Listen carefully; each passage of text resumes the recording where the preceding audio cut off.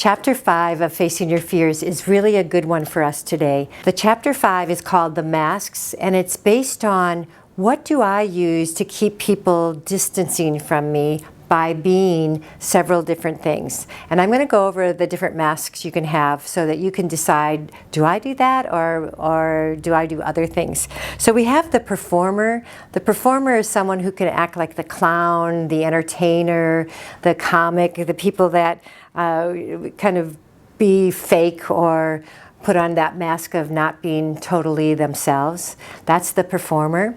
You have also the fear-based person, who's the worrier, the one who wants to control things because they think if I control things, I don't have to be afraid. You have someone who can act like the victim or the nice person or the shy person. And as I'm saying this, maybe we use these masks in different areas of our lives, or maybe we just are staying the nice, shy person through every part of our lives.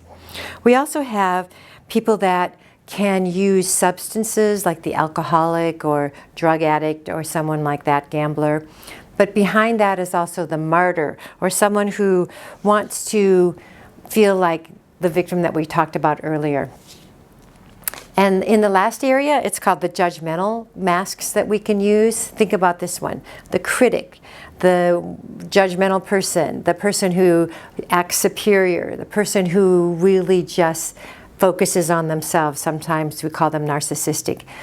So as I've given you all those different roles or masks that we can use, the one I forgot was the overachiever, which I think is pretty funny. I was telling a friend of mine that as I was writing this and I'm talking about overachieving and I'm talking out loud and my daughter's sitting next to me in an airplane, very little girl at the time, she goes, "Mom, that's you."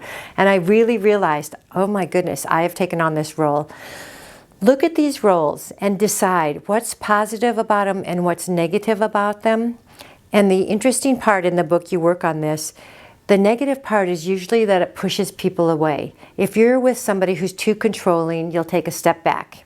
If you're with somebody who is so shy, we'll step back because we don't want to get into their territory.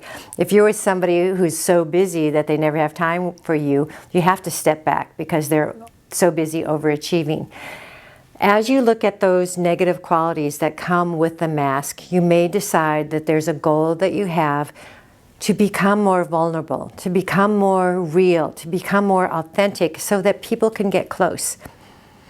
If we knew that our whole reason for being on this planet was to love and be loved, which means connect, connect, connect, why would we want to be behind these masks? And I'm not doing it judgmentally to even say that we have these masks. We develop these masks within our families, within our childhoods, to get through whatever challenges are going around. And some people really were victims, but you can decide to drop that role. We have the rescuers too, and we want to decide, do I really want to rescue everyone or do I want to go have fun sometimes? So let's look at some of these roles, look at these masks, and as a person, an individual, you can decide, do I want to change this at all? Do I want to modify it? Do I want access to other parts of myself so that I'm a whole human being?